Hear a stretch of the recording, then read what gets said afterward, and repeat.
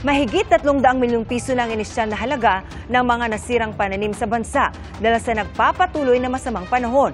Kabilang sa mga napinsala ang mga pananim na palay. Saksi si Dano Tingkungko. Grabe nakikipaghabulan talaga kami.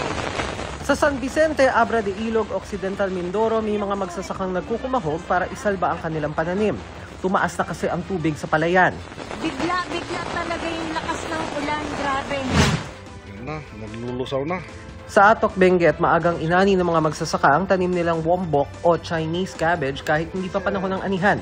Kesa daw masira ang gulay, nagbakasakali silang may bumili kung ibebenta nila. Sa kabuuan, 323 million pesos ang inisyal na halaga ng mga nasirang pananim sa buong bansa dahil sa halos isang linggong pag-uulan. Pero paniguro ng Department of Agriculture, walang dahilan ng publiko na mangambang baka kulangin sa supply ng pagkain o magmahal ang presyo nito sa mga palengke. Sa gulay, karamihan ng mga naunang nagtanim ay na-harvest.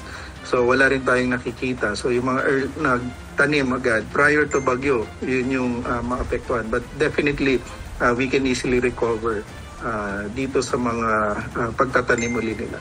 So in effect, wala tayong inasahan na masyadong surge. Nasa 6,700 metric tons ang kabuuang nasirang palay.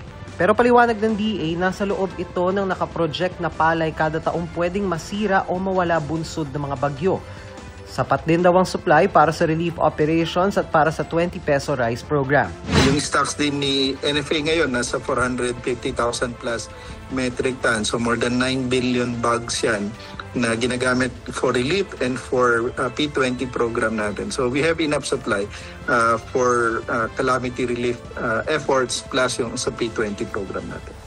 Ayon sa DA, pinakaapektado ang Regions 1, 2, 3, Calabarzon, Mimaropa, Bicol, Regions 6 at 12. Naglaan ng DA field offices and agencies ng hindi bababa sa 500 million pesos na intervention para makapagtanim muli. Iba pa yan sa nasa 400 million pesos naman na inilaang pautang sa mga magsasaka. Para sa GMA Integrated News, ako si Dano Tingkungko ang inyong saksi. Mga kapuso, maging una sa saksi. Mag-subscribe sa GMA Integrated News sa YouTube para sa iba't ibang balita.